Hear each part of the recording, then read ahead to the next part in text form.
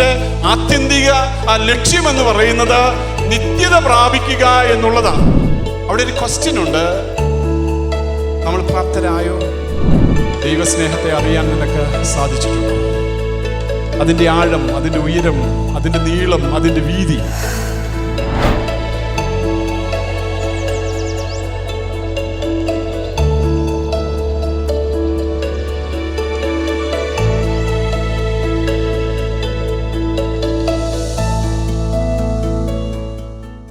എഫേസ്യ ലേഖനം 3-ാം അധ്യായം അതിൻ്റെ 14 മുതൽ 21 വരെയുള്ള വേദഭാഗത്ത് നിന്ന് ചില ചിന്തകളെ ഓർപ്പിക്കട്ടെ.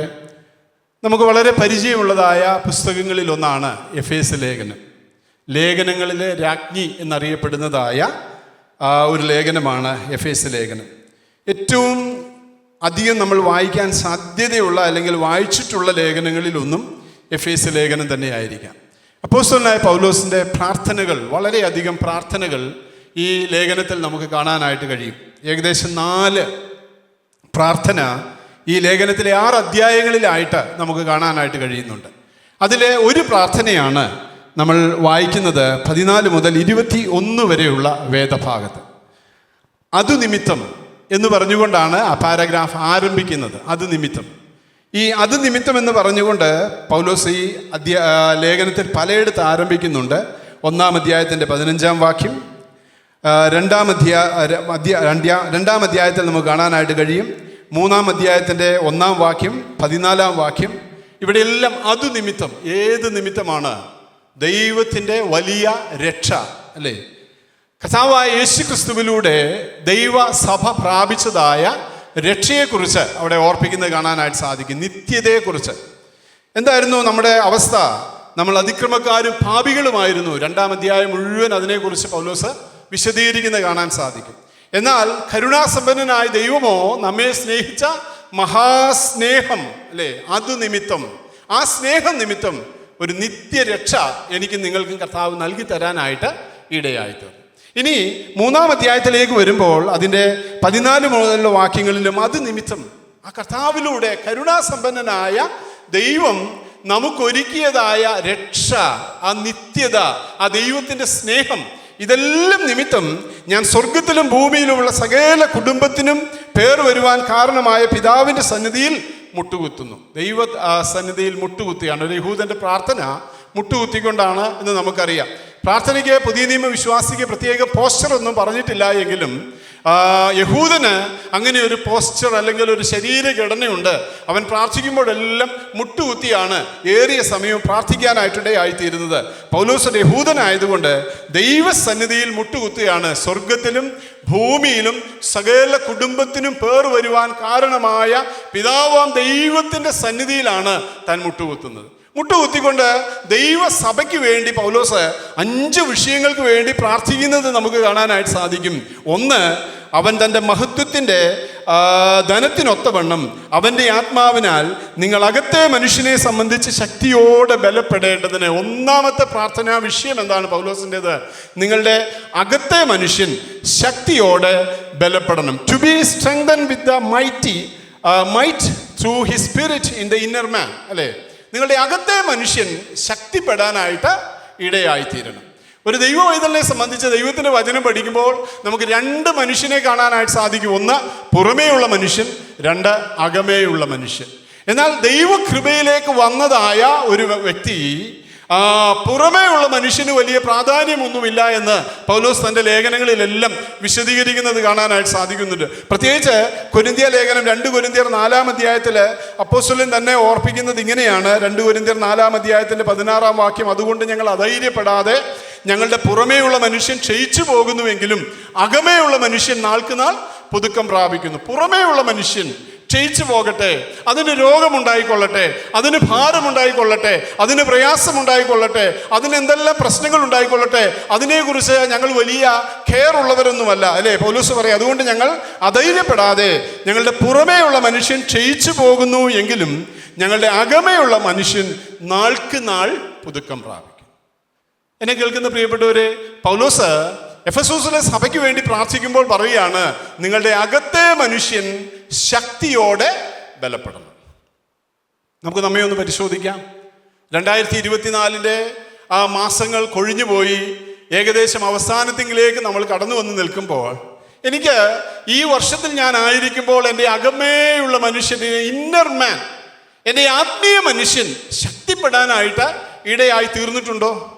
ജനുവരി മുതൽ ഈ നവംബർ മാസം 10-ാം തീയതിയിലേക്ക് വന്നു നിൽക്കുമ്പോൾ ഏകദേശം ഇനി ഒരു 50 ദിവസത്തിനടുത്തേ അവശേഷിക്കുന്നുള്ളൂ അല്ലേ?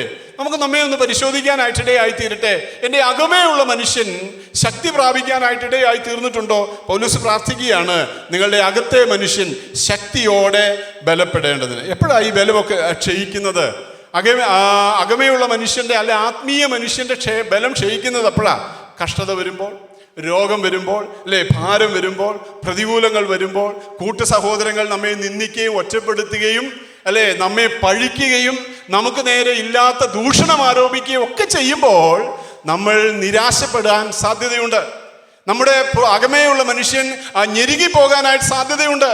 കാരണം എന്തുകൊണ്ടാണ്?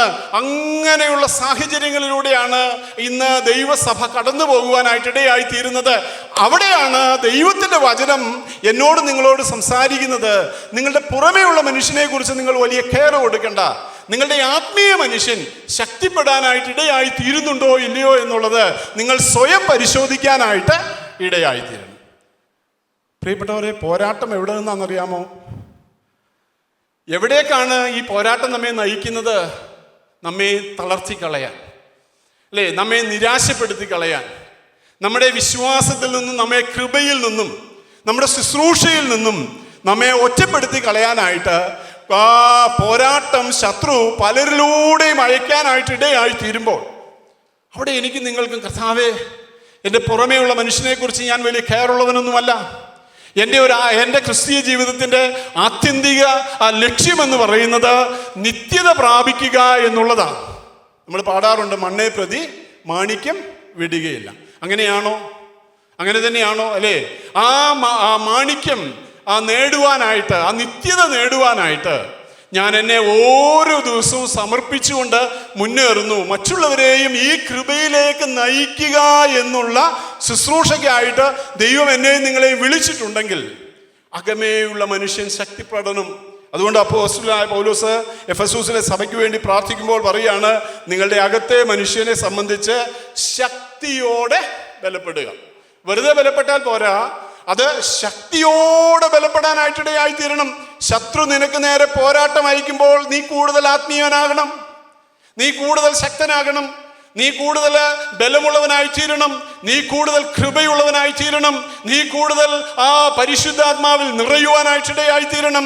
നിന്റെ ശുശ്രൂഷ തളർന്നു പോകുകയല്ല, വിനയോ കർത്താവേ എനിക്ക് കൂടുതൽ ബലം തരണേ എന്ന് പറഞ്ഞ് ദൈവസന്നിധിയിൽ താണിരിക്കുവാനായിട്ട് ഇടയായി തീരണം. രണ്ടാമത്തെ പ്രാർത്ഥന എന്താണ്? ഒന്ന്, നിങ്ങളുടെ അകത്തെ മനുഷ്യനെ സംബന്ധിച്ച് ശക്തിയോടെ ബലപ്പെടുക. ക്രിസ്തു വിശ്വാസത്താൽ നിങ്ങളുടെ ഹൃദയങ്ങളിൽ വസിക്കണം. അല്ലേ? ആര് വസിക്കണം? നിങ്ങളുടെ ഹൃദയങ്ങളിൽ ക്രിസ്തു വസിക്കണം. ക്രിസ്തു ഹൃദയങ്ങളിൽ ഉണ്ടെങ്കിൽ മനുഷ്യന്റെ പുറകെ ആരും പോകില്ല. ആമേൻ. മനുഷ്യന്റെ ആലോചനകൾ വിഷയമല്ല.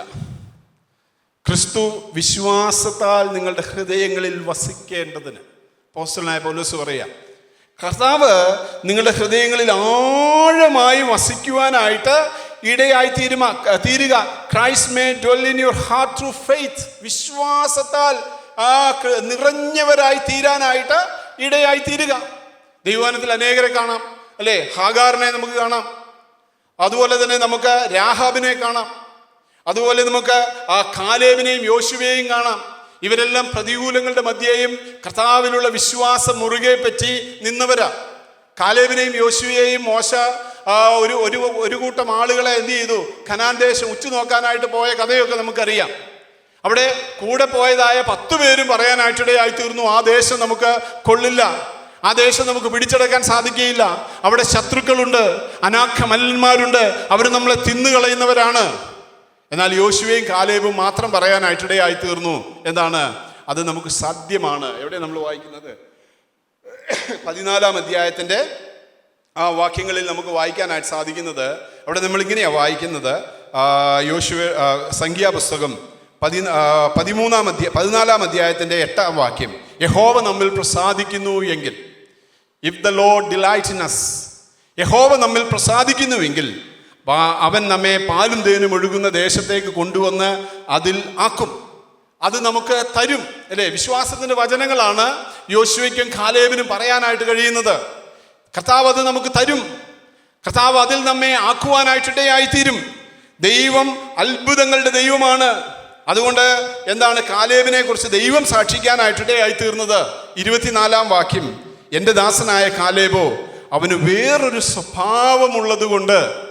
യഹോവയാം ദൈവം കാലേബിനെ കുറിച്ച് പറയുകയാണ്, എൻ്റെ ദാസനായ Caleb, my servant Caleb has different attitude. എൻ്റെ ദാസനായ കാലേബിന് എന്തുണ്ട്? വേറൊരു സ്വഭാവമുണ്ട്. എനിക്ക് നിങ്ങൾക്ക് ഉണ്ടാകേണ്ടത് എന്താണെന്നറിയാമോ? Different attitude. അല്ലേ? നമ്മൾ മറ്റുള്ളവരെ പോലെ ആയിത്തീരാനായിട്ട് ശ്രമിക്കുമ്പോഴാണ് നമുക്ക് അകത്തെ മനുഷ്യൻ വളരാതിരിക്കുന്നത്. കർത്താവിനോടുള്ള ബന്ധത്തിൽ ക്രിസ്തു വിശ്വാസത്താൽ നമ്മുടെ ഹൃദയങ്ങളിൽ വസിക്കുമ്പോൾ നമുക്ക് കാലേബിനെ പോലെ, യോശുവയെ പോലെ ഒരു വേറൊരു സ്വഭാവമുള്ള ഒരാത്മീയ മനുഷ്യനായി തീരാനായിട്ട് ഇടയായിത്തീരും. എനിക്ക് നിങ്ങൾക്കൊക്കെയുള്ള പോരാട്ടം ഈ ആത്മീയ മനുഷ്യന് നേരെയാണ്. പലപ്പോഴും ഞാനും പതറിപ്പോയിട്ടുണ്ട്. നമുക്ക് നേരെ അല്ലേ ഇതൊക്കെ വരുമ്പം എതിർക്കുകയും സംസാരിക്കുകയും മെസ്സേജ് അയക്കുകയും അല്ലേ ഗ്രൂപ്പിൽ പോരാടുകയും ഒക്കെ ചെയ്യാനായിട്ടിടയായി തീർന്നിട്ടുള്ളത് പരാജയത്തിൻ്റെ ലക്ഷണമാണ്, അനാത്മീയതയുടെ ലക്ഷണമാണ്. അല്ലേ? അനാത്മീയനായതുകൊണ്ടാണ്, അല്ലെങ്കിൽ ദൈവത്തിൻ്റെ ആത്മാവ് പ്രവർത്തിക്കാത്തത് കൊണ്ടാണ്.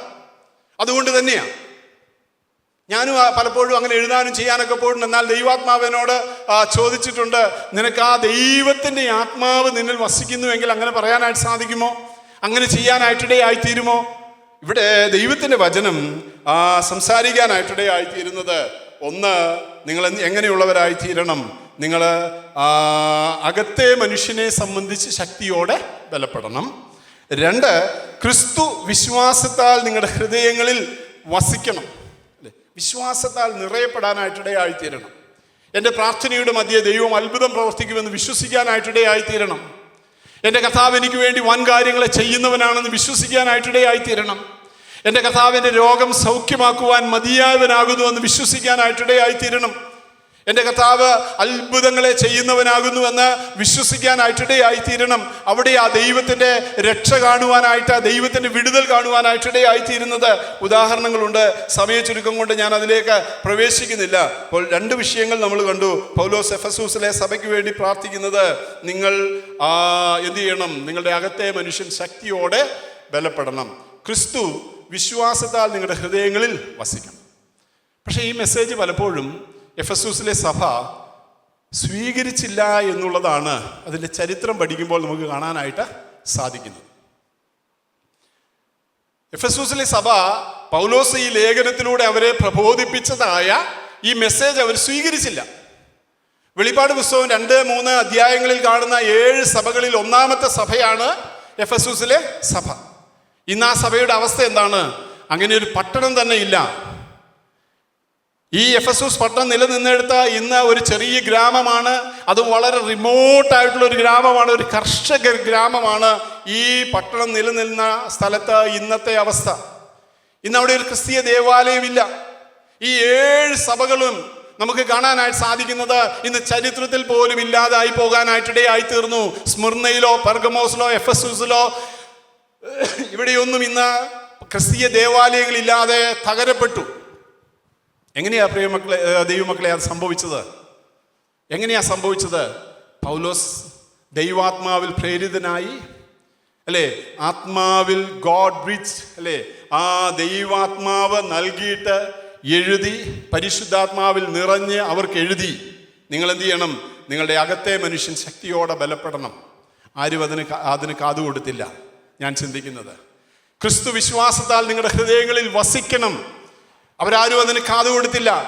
നമ്മൾ UK നോക്കും, അല്ലേ, ഒരു വാട്സാപ്പിൽ നമ്മൾ മെസ്സേജ് അയക്കും. UK പണ്ടുണ്ടായിരുന്ന പള്ളി ബാറായി മാറി. എന്നിട്ട് അതിൻ്റെ പടം നമ്മൾ എന്ത് ചെയ്യും? നമ്മൾ ഫോർവേഡ് ചെയ്യും. എല്ലാവരും ഗ്രൂപ്പിലൊക്കെ ഫോർവേഡ് ചെയ്യും. ഈ തിരുവനന്തപുരം പട്ടണത്തിൽ സംഭവിക്കുന്നു. നിങ്ങൾ എത്ര പേര് മനസ്സിലാക്കുന്നുണ്ട്? ഒരു പെന്തക്കോസ് പള്ളി അടുത്ത കാലത്ത് ഉണ്ടായിരുന്നു, അല്ലേ? നമ്മളെല്ലാം കണ്ടിട്ടുണ്ട് ഒരു മനോഹരമായ പള്ളി. എന്നാൽ ഇന്നലെ ഞാൻ അതിലെ പോയപ്പോൾ, കഴിഞ്ഞ ദിവസങ്ങളിൽ ഞാൻ അതിലെ പോയപ്പോൾ അങ്ങനെ ഒരു പള്ളി അവിടെ ഇല്ല. നമ്മൾ UK നോക്കണ്ട, ആ പെന്തക്കോസ് ദേവാലയം ഇരുന്നിടത്ത് ഇന്നൊരു ഫ്ലാറ്റ് സമുച്ചയം പണി നടന്നുകൊണ്ടിരിക്കുക. ഫ്ലാറ്റ് സമുച്ചയത്തിൻ്റെ പണി നടന്നുകൊണ്ടിരിക്കുക. ആ റോഡിൽ പോകുന്നവരിവിടെ പതിവായിട്ട് ഇരിപ്പുണ്ട്. പലർക്കും അറിയാം ആ കാര്യം. എന്തുകൊണ്ടാണെന്നറിയാമോ? ക്രിസ്തു വിശ്വാസത്താൽ ഹൃദയങ്ങളിൽ വസിക്കാതെ വന്നു. അതുകൊണ്ട് ദൈവത്തിൻ്റെ വചനം നമ്മോട് സംസാരിക്കുന്നത് UK നോക്കണ്ട, തിരുവനന്തപുരത്തേക്ക് നോക്ക്, നിന്റെ അടുത്ത സ്ഥലത്തേക്ക് നോക്ക്, നിന്റെ സമീപത്തേക്ക് നോക്ക്, നിന്റെ അടുത്ത ചെയറിലിരിക്കുന്നവനെ നോക്ക്. നിന്റെ അടുത്തിരിക്കുന്ന സഹോദരനെ ഒതുക്കാനായിട്ട് നീ ശ്രമിക്കുമ്പോൾ ഈ ദൈവസഭ പരാജയപ്പെട്ടു പോകുന്നു. അവിടെ പരാജയം സംഭവിക്കാനായിട്ടിടയായിത്തീരുന്നു. 3 സമയമില്ലല്ലോ. മൂന്നാമത്തേത് നമുക്കവിടെ വായിക്കാനായിട്ട് സാധിക്കുന്നത് അതിൻ്റെ 17-ാം വാക്യം, ക്രിസ്തു വിശ്വാസത്താൽ നിങ്ങളുടെ ഹൃദയങ്ങളിൽ വസിക്കേണ്ടതിന് വരം നൽകണമെന്ന് എന്നും നിങ്ങൾ വായിച്ചേ, ഉറക്കെ വായിച്ചേ.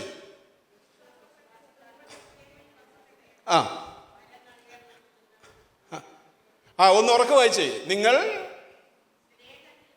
നിങ്ങൾ സ്നേഹത്തിൽ വേരൂന്നി അടിസ്ഥാനപ്പെട്ടവരായി വീതിയും നീളവും ഉയരവും ആഴവും എന്ത് എന്ന് ഗ്രഹിക്കണം. സകല വിശുദ്ധന്മാരോടും ഗ്രഹിക്കണം. നിങ്ങൾ അല്ലേ, നിങ്ങൾ, ഞാൻ. അപ്പോസ്തലൻ പറയാണ്, ദൈവസഭയോട് പറയാണ്, നിങ്ങൾ സ്നേഹത്തിൽ വേരൂന്നി അടിസ്ഥാനപ്പെട്ടവരാകുക.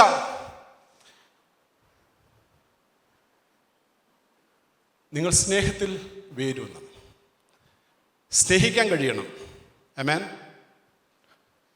ജേക്കബ് മഞ്ഞളി എന്ന് പറയുന്നൊരു അച്ഛനുണ്ട്, ഷാലോം TV പ്രസംഗിക്കുന്ന ജേക്കബ് മഞ്ഞളി. കേട്ടിട്ടുണ്ടോ? പലരും കേട്ടിട്ടുണ്ടല്ലോ.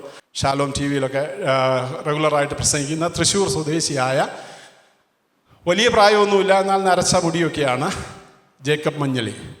അദ്ദേഹം കഴിഞ്ഞ ദിവസം ഒരു എക്സാമ്പിൾ പറഞ്ഞു. ഒരു പള്ളിയിൽ കുർബാന നടക്കുക, അച്ഛൻ കുർബാന ചൊല്ലുകയാണ്. നല്ല ഈണത്തിൽ നന്നായി ചൊല്ലുക. ആ പള്ളിയിലൊരു നിയമമുണ്ട്, മൊബൈൽ ഫോൺ സൈലൻറ്റ് മോഡിൽ ഇട്ടിട്ട് വേണം പള്ളിയിൽ വരാൻ, പള്ളിയിൽ കയറാൻ. എല്ലാവരും അങ്ങനെയാണ് പതിവായിട്ട് ചെയ്യുന്നത്.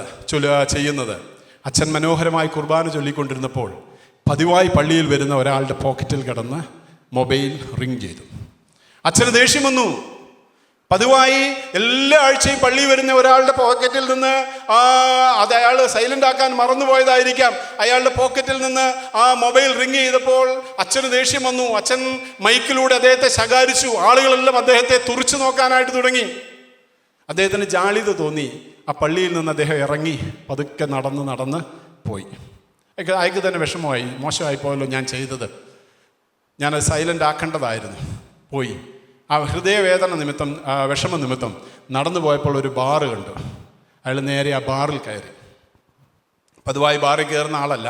അയാൾ ആ ബാറ് കണ്ട് ആ ബാറിൽ കയറി ഒരു ബിയർ ഓർഡർ ചെയ്ത്, ബാറിൽ കയറി ശീലമില്ലാത്ത ആളായതുകൊണ്ട് ആ കയ്യും കാലൊക്കെ അങ്ങോട്ടും ഇങ്ങോട്ടും എടുത്ത് ആ വെപ്രാളത്തിനിടയ്ക്ക് ആ ബോട്ടിലെ കൈ തട്ടി അത് മറിഞ്ഞു വീണു. അത് അതിലെ പരന്നൊഴുകാൻ തുടങ്ങി. പെട്ടെന്നൊരു സപ്ലയർ ഓടി വന്നു. Sir no problem. അതിലൊരു ടവൽ കൊടുന്ന് അതൊക്കെ തുടച്ച് ആ കുപ്പി നേരെ നിർത്തി. വേറെ സപ്ലയർ വന്ന് ആ കുപ്പി എടുത്തുകൊണ്ട് പോയി. വേറൊരാൾ വന്ന് ആ വിരി മാറ്റി വിരിച്ചു. അതിൻ്റെ മാനേജർ ഓടി വന്ന് ഒരു പുതിയ കുപ്പി കൊണ്ട് വെച്ചു കൊടുത്തു. ഇത് ഞങ്ങളുടെ കോംപ്ലിമെൻ്റ് ആണ്, സാർ അതിന് ക്യാഷൊന്നും അടയ്ക്കണ്ട. അയാൾ അവിടെ നിന്ന് മദ്യപിച്ച് ഇറങ്ങിപ്പോയി. എവിടെ നിന്നാണ് ദൈവസ്നേഹം അയാൾക്ക് മനസ്സിലാക്കാൻ സാധിച്ചത്? പതിവായി പോകുന്ന പള്ളിയിൽ ആളുകൾ അയാളെ കുറ്റപ്പെടുത്തി. അയാൾ അറിയാതെ അയാളുടെ ഫോണ് ഒന്ന് റിങ് ചെയ്തപ്പോൾ അയാളെ എല്ലാവരും കുറ്റപ്പെടുത്തി, അദ്ദേഹത്തെ തുറിച്ചു നോക്കി, അല്ലേ? അദ്ദേഹത്തെ ഒറ്റപ്പെടുത്താനായിട്ട് ശ്രമിച്ചു. അയാളെ പരസ്യമായി ശകാരിച്ചു. എന്നാൽ നേരെ മറിച്ച് മറ്റാളുകൾ പോകുന്നു എന്ന് പറയുന്ന കേന്ദ്രത്തിൽ അയാൾ ചെന്നിരുന്നപ്പോൾ എന്ത് സംഭവിച്ചു? അയാൾക്ക് കെയർ കിട്ടി, അല്ലേ? അയാളെ പൊതിഞ്ഞു. അയാളുടെ ബലഹീനത അല്ലെങ്കിൽ അയാൾക്ക് സംഭവിച്ച തെറ്റ് അവിടെ എന്ത് ചെയ്തു? അതിനെ മറന്നു. അയാളെ സ്നേഹിച്ചു.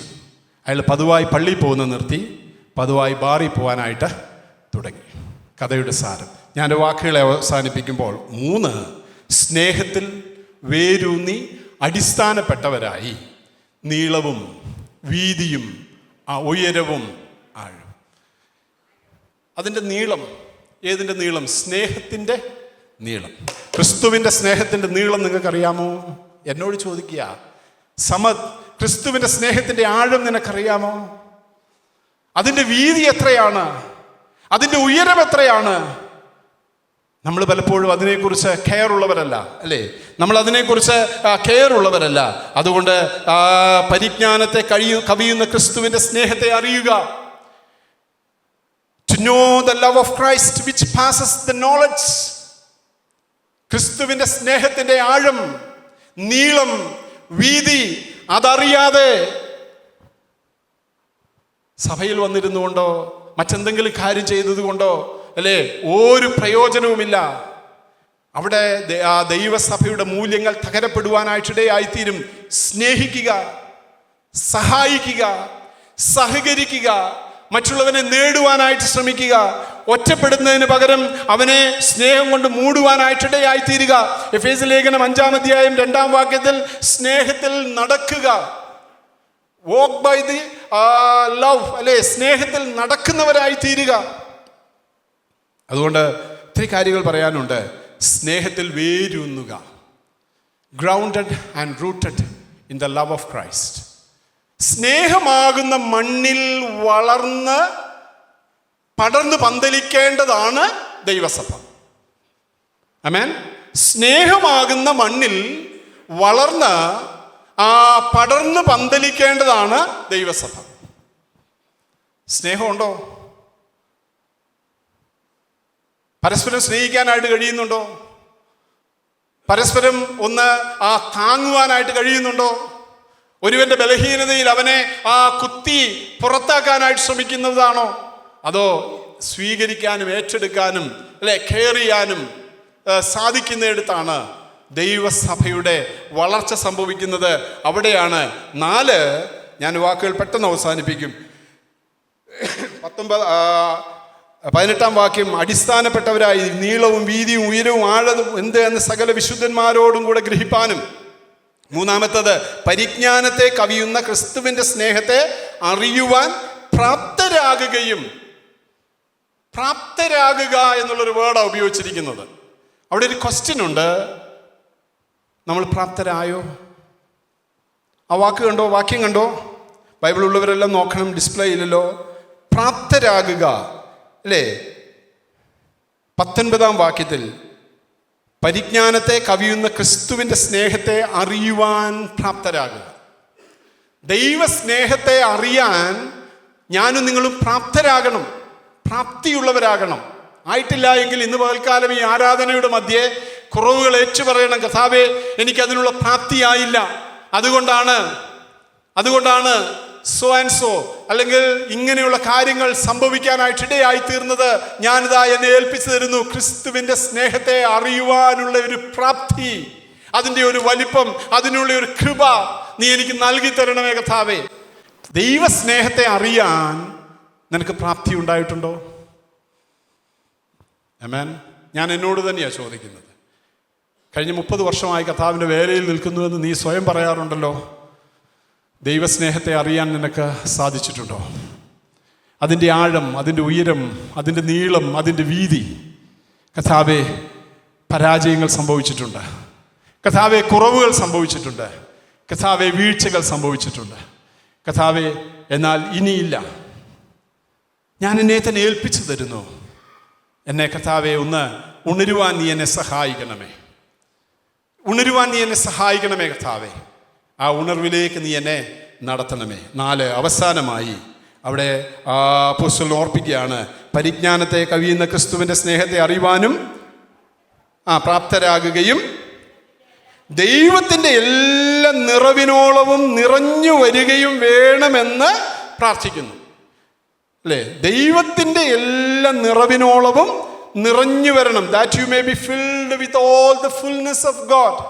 ദൈവത്തിൻ്റെ എല്ലാ നിറവും നിന്റെ ജീവിതത്തിൽ വരണം. ഇല്ല എങ്കിൽ പ്രാർത്ഥിച്ചിട്ടൊന്നും ഒരു കാര്യമില്ല. ആമേൻ. എത്ര പേർക്ക് മനസ്സിലാകുന്നു? ദൈവത്തിൻ്റെ എല്ലാ നിറവിനോളവും നിറഞ്ഞു വരിക. എഫേസ്യ ലേഖനം 4:15 ക്രിസ്തു എന്ന, കാണാതറിയത്തില്ലേ? എഫേസ്യ ലേഖനം 4:15 ക്രിസ്തു എന്ന തലയോളം സകലത്തിലും വളരുവാൻ, വളരുന്ന വിശ്വാസിയായി കർത്താവേ, ആത്മീയ ജീവിതം വളരുവാൻ, വളരുന്ന ഒരു വിശ്വാസിയായി തീരുവാൻ. ഞാൻ ബോൺസായി ആയി തീരാതെ, അല്ലേ, ഫ്ലവർ ഷോയ്ക്ക് പോയാൽ നമുക്ക് കാണാം ചെടിച്ചട്ടിക്കുള്ളിൽ മാവ് കായ്ച്ചു നിൽക്കുന്നത് കാണാം. ചെടിച്ചട്ടിക്കുള്ളിലുള്ള മാവ്, അല്ലേ, 10 മാങ്ങ കായ്ച്ചു നിൽക്കുന്നത് കാണാം. നമ്മൾ കണ്ടിട്ടുണ്ട്. ബോൺസായി ചെയ്തതാ. ഇന്നത്തെ വിശ്വാസികളിൽ നല്ലൊരു പങ്കും എന്നെ കൂടെ ഉൾപ്പെടുത്തിയാണ് ഞാൻ ബോൺസായി ആയിത്തീരുന്നു. അല്ലേ, വളർച്ച മുരടിച്ചു പോകുന്നതായ അവസ്ഥ. എന്താ അതിന് കാരണം? സ്പിരിച്വൽ ഡെഫിഷ്യൻസി, അല്ലേ, ആത്മീയതയുടെ കുറവ്. അവസാനത്തെ പാരഗ്രാഫ് നമുക്ക് കാണാതെ അറിയാവുന്നതാണല്ലോ, 20-21.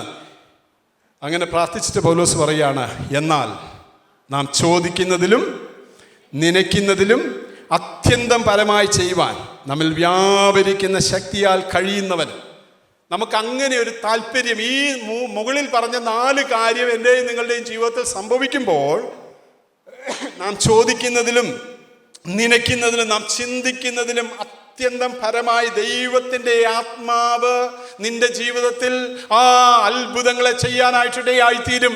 ദൈവാത്മാവ് നിന്നിൽ പ്രവർത്തിച്ച് ആ വലിയ ആത്മീയ ആ വളർച്ചയിലേക്ക് നിന്നെ നയിക്കുവാനായിട്ടിടയായിത്തീരും. ഞാനും നിങ്ങളും ആത്മീയമായി വളരുമ്പോൾ നമ്മുടെ കുടുംബം ആത്മീയമായി വളരും, ദൈവസഭ ആത്മീയമായി വളരും. അതിനെതിരെയാണ് പോരാട്ടമെന്ന് മനസ്സിലാക്കി ആ പോരാട്ടത്തിൽ പിശാചിനെ അവനോട് എതിർത്ത് നിൽപ്പാനായിട്ട്, അതുകൊണ്ടാണ് 6-ാം അധ്യായത്തിൽ പൗലോസ് ആ ഒരു കാര്യങ്ങൾ, ശത്രുവിനോട് എങ്ങനെ പോരാടണമെന്നും സർവായുധവർഗം എങ്ങനെ ഉപയോഗിക്കണമെന്നും ഒക്കെ പറഞ്ഞിരിക്കുന്നത്. പറയാൻ സമയമില്ലല്ലോ. ചോദിക്കുന്നതിലും നനയ്ക്കുന്നതിലും അത്യന്തം പരമായി ചെയ്യുവാൻ നമ്മിൽ വ്യാപരിക്കുന്ന ശക്തിയാൽ കഴിയുന്നവന് ക്രിസ്തുയേശുവിലും സഭയിലും. ആമേൻ. ഞാൻ എൻ്റെ സഭയിൽ ദൈവത്തെ ആരാധിക്കുന്നത്